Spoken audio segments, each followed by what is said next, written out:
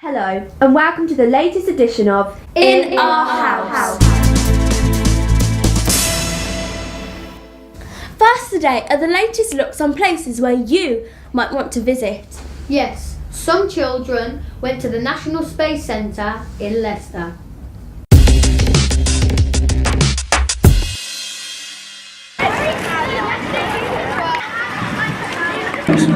First, look at me. Now look at yourself. You look great. During the report, please react to the background. Oh, and your script will appear here. Yes, here. That's right. Here. Okay, I hope you've got all that because your first live broadcast starts in 3, 2, 1. Thanks, Brock. I'm Zakai Korean, and here is your weather update for the 21st of July 2085. Another very dry and hot summer is predicted in central and northern Russia, raising concerns that the Siberian grain harvest may fail. My favourite bit about the National Space Centre because it had really cool motion going side to side and forwards and backwards. In a few minutes, you will enter the simulator to experience this incredible journey. But first, I'm going to brief you on what to expect.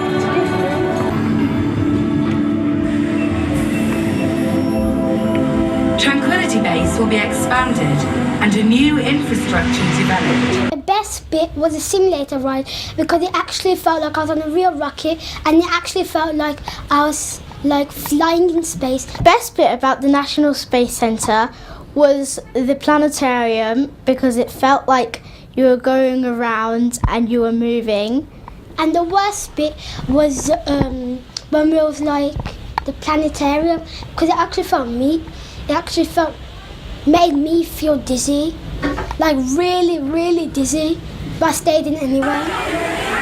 I enjoyed the National Space Centre because it was so fun, and I would recommend going there because there's loads of activities you can do. One of my favourite parts was the simulator because it actually felt like you were going to one of the moons. I liked about the National Space Centre was the rocket because we got to see in the lift how tall it was, but what I did not like about the rocket was all the fake gas that was coming out of it. I would recommend people to go because it's very exciting and fun.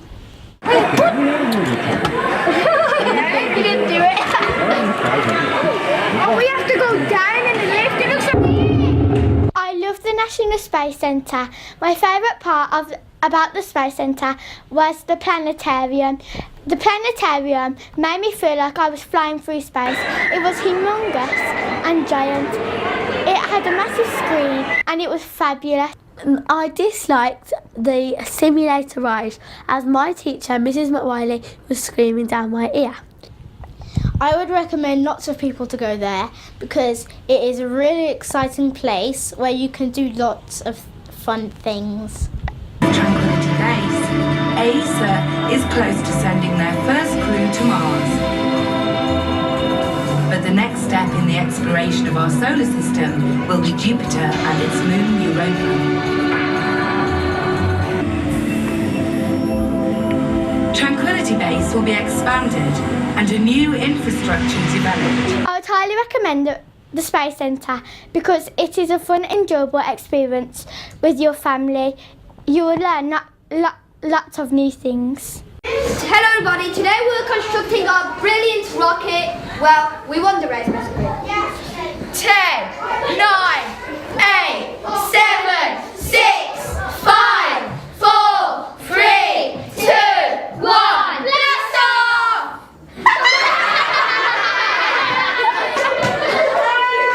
This is Apollo 2. 3, 2, 1, blast off!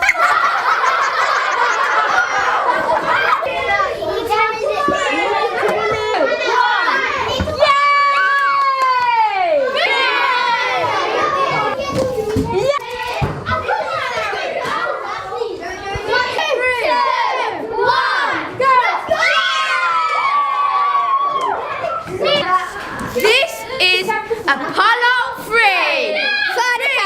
2, 1.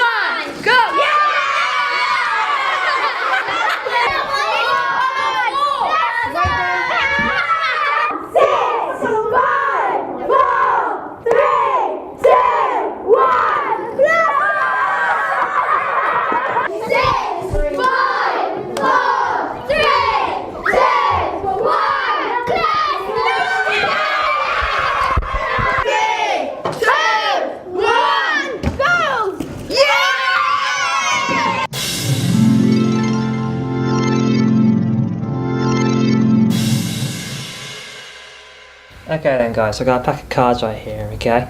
The top card of this pack is the King of Clubs, alright? I'll try to show the camera if you can. If you can see, the King of Clubs. Yep. Okay. Now, I've got a pen out my pocket, alright? I want you to sign this card. I want your name on it. Use. Oh, you can do it, okay, you can do it, go on then. Should I just Okay, just sign up it. here in the corner? Yeah. Or anywhere? Anywhere you want. Sorry about that. It's fine. Okay, so show the camera. Like that. Is he signature in the corner? Okay. Okay, put that in the back of my pocket. Like that. I'll fold it up. Yep. Try to show the camera. Okay. And now, a bit awkward. Can you put it in between your teeth? Okay. Like right here. Yeah, right there. Okay. Okay, keep it there so I can't get to it. Okay. The next card is the 5 of diamonds. Now I'm going to sign it like this. So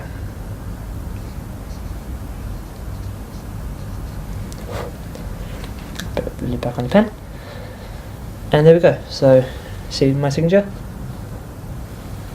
like that. I'll fold it up like that. I'll put it into my teeth. Okay, and look at me. Yep.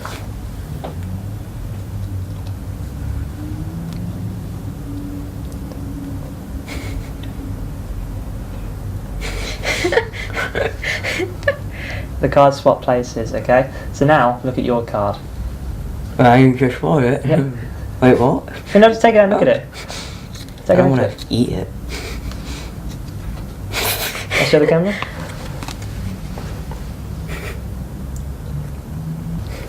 Sorry, how did that happen? Easy, it's magic.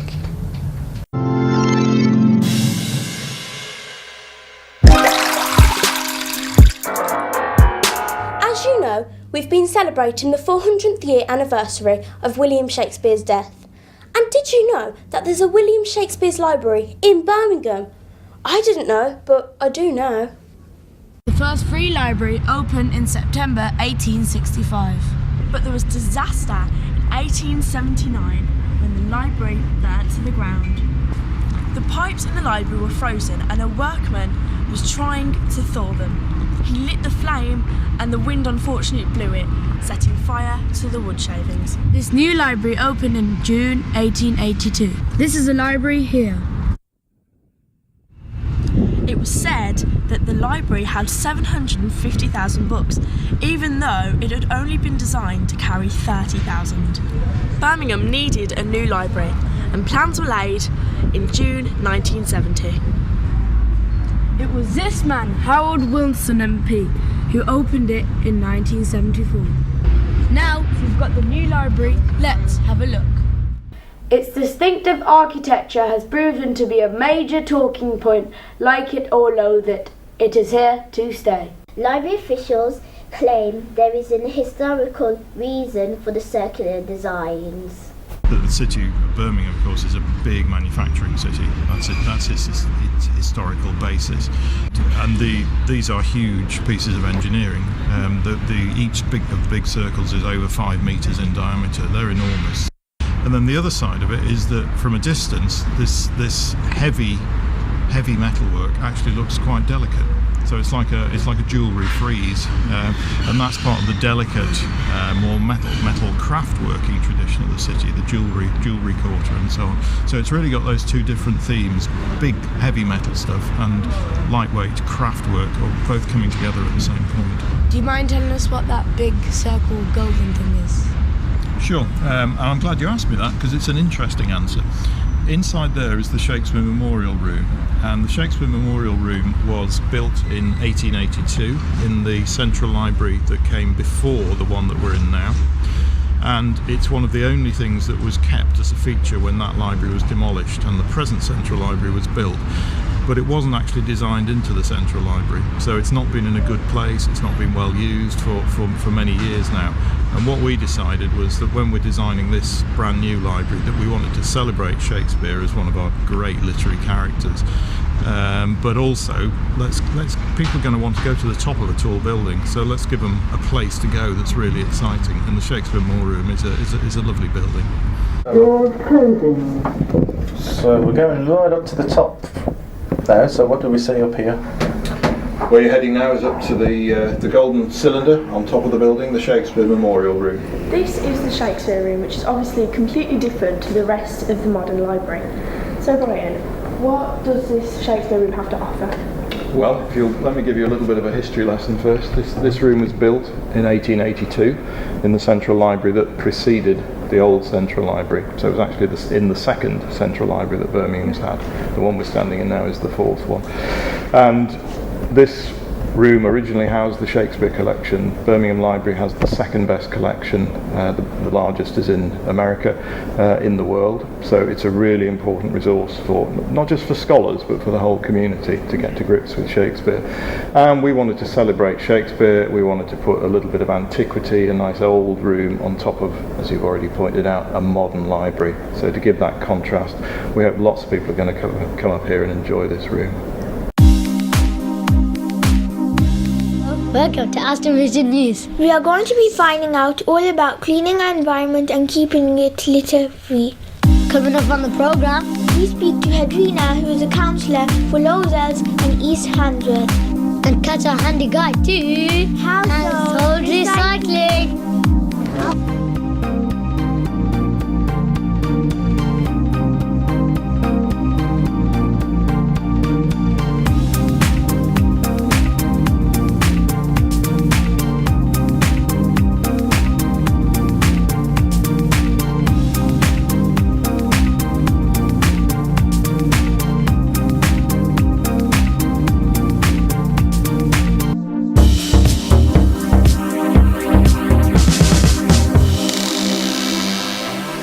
Hello, and welcome to the Quiz of the Month. Yay! So, in May 1991, Helen Sharman became the first Briton to go where? The Amazon? No. The climb a mountain? America? No, it's nothing to do with mountains. To walk America was founded. to walk in the desert? No. It's, the answer is she went into space, or orbit, whatever you want to call it. Here's a bonus question. Which Briton is currently in space on board the International Space Station? I know this. Is it like Tom? Close. The name's close. Tom. No. Also. Not Tom. Rob? It's not Tom. No, not Bob. Rob. I don't know. The answer is Tim P. Oh my god, how I did knew it not because guess we watched that? it in class. We watched him like go up. I should have got it. Question 2. The second child and first daughter of Prince William and his wife Catherine, Duchess of Cambridge, Alice. was Charlotte. born in May 2015. What's her name? Charlotte.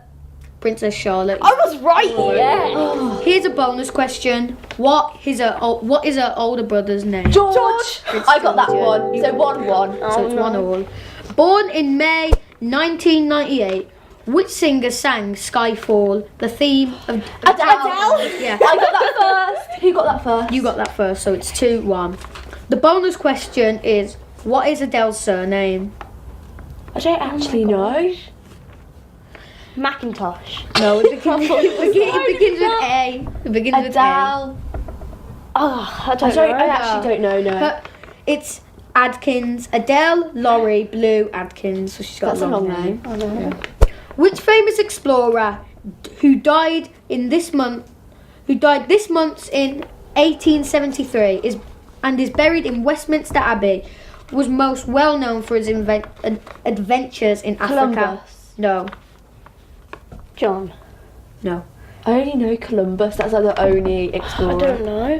David Livingstone. I don't I wouldn't even know have who got that is. I've never heard of him either. The bonus question is, which waterfall in Zambezi River did he discover, naming it after the Queen? Victoria. Yeah, Victoria Falls. I was going to This say is that. question 5. German radio announced on the 1st of May 1945 the death of which wartime leader? Hitler. You got that one. In May 1979, the Conservative Party won the general election, and who became Britain's first ever woman Prime Minister? Margaret Thatcher. Yeah, that's right.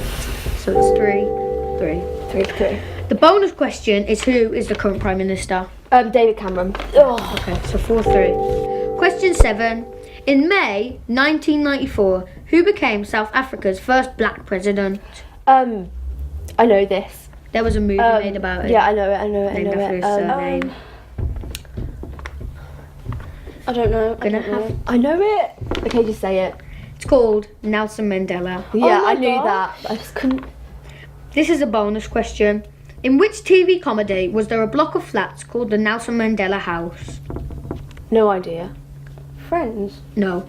Only Fools and Horses with Rodney and Delboy Trotter.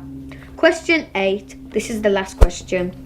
In May 1994, what was opened in a ceremony between the Queen and France's President, Francois Mitterrand? No, I think I know. The Channel Tunnel. Yeah. Bonus question, and the last question is, what is the name of the passenger train which runs through the tunnel?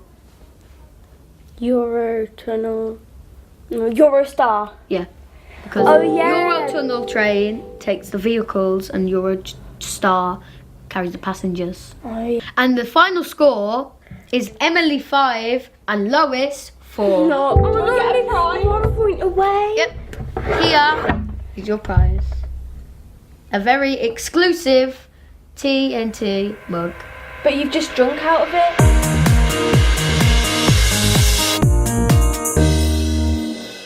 Talking of the Channel Tunnel, the most watched video on our website is when I went in the driver's cab. TNT News, bang up to date.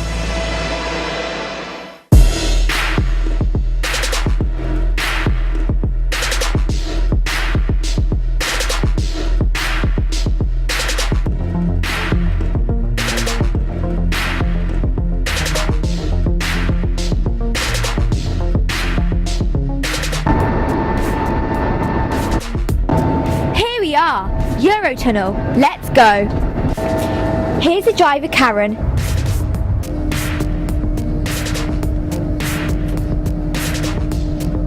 This is Cliff. Tell us a little bit about the train. We've just departed. A 2,500 tonne train has just pulled away and departed from Folkestone, and we're on our way to Calais. We're just arriving now at the tunnel entrance, within minutes of leaving the platform. The train will now steadily pick up speed, where we'll get up to the cruising speed of 140 kilometres an hour. The track is a seamless track, so it will be a completely seamless ride and very, very smooth all the way through. On the tourist train we've got 30 carriages in total, a loco at the front and a loco at the back. One is pulling and one is pushing. The train itself is a little under 800 metres in length. The locos, on this particular loco, we've got a 7 megawatt loco at the front and a 5.6 at the back. Probably the most powerful locos within Europe to pull the weight needed. The journey time itself is going to take us 34 minutes. We're actually only in the tunnel itself for about 22. And the driver is now increasing the speed, taking us up to 140.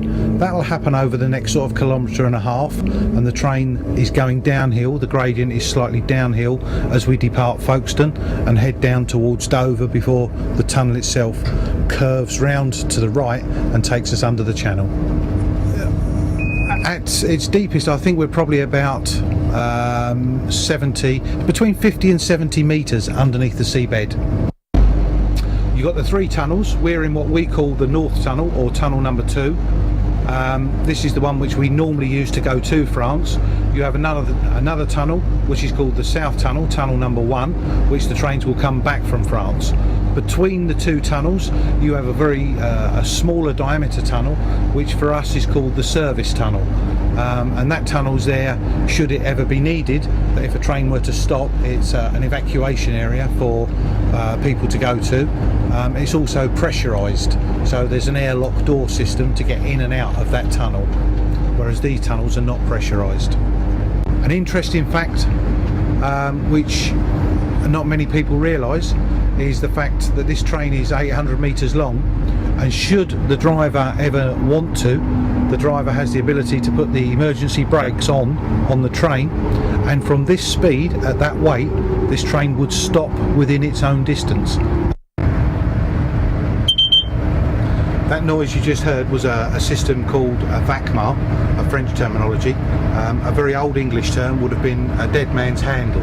So the driver must keep awake and keep pressing that handle or putting their foot on it. If it doesn't, or if Karen doesn't, the brakes come on immediately. Alright. So it's a safety feature that if anything were to happen to Karen, the train will stop. As we're driving through the tunnel now, you'll notice that there's a light on the wall on the right hand side, and that denotes where there is a cross passage door. That is a doorway into the service tunnel, which I was speaking about earlier, and those doors are every 375 metres apart. So if a train were to come to a stop unexpectedly, there would always be two doors next to an 800 metre train. So that's what these are here, is? That's the crossover. So we've just passed the crossover. You'll hear a slight noise.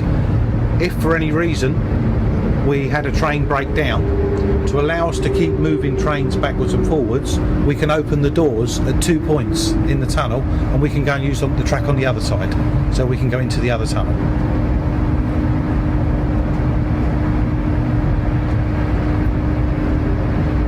So Karen, what's good about your job? I like being in my own space, and I'm sort of my own person down here. And have you faced any difficulties? I've had a few stop trains for a few incidences and things like that, but that's all part of the job. The tunnel itself, as you've already seen sitting in the cab, we're going around some very big corners, and we're going uphill and downhill, and the reason for that is the tunnel was actually bored into something which we called a chalk merle, a very grey chalk, but it's a very, very solid chalk. So all the tunnel borings were done in the core of earth in the chalk merle, so we had to follow the line of the chalk merle before we could to be in the safest point to build the tunnel. Do you ever get any leaks? In actual fact, no. When we were building the tunnel, we thought there would be some minor seepage and minor leaks, so naturally we built pumping stations into the lowest area of the tunnel. But it very soon became apparent that the pumps were actually going rusty because they weren't used enough. So now in actual fact we do run the pumps on a regular basis, on a monthly basis, by actually putting some water into the pumps to allow the pumps to work to pump something out, because otherwise they didn't have anything to do. So no thanks. Yep.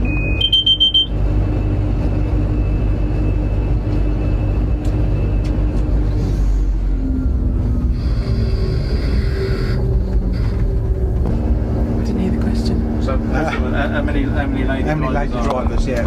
About 10% of our workforce, so not as many as there should be. So that's 10 out of 120, you think? Roughly, yeah, roughly.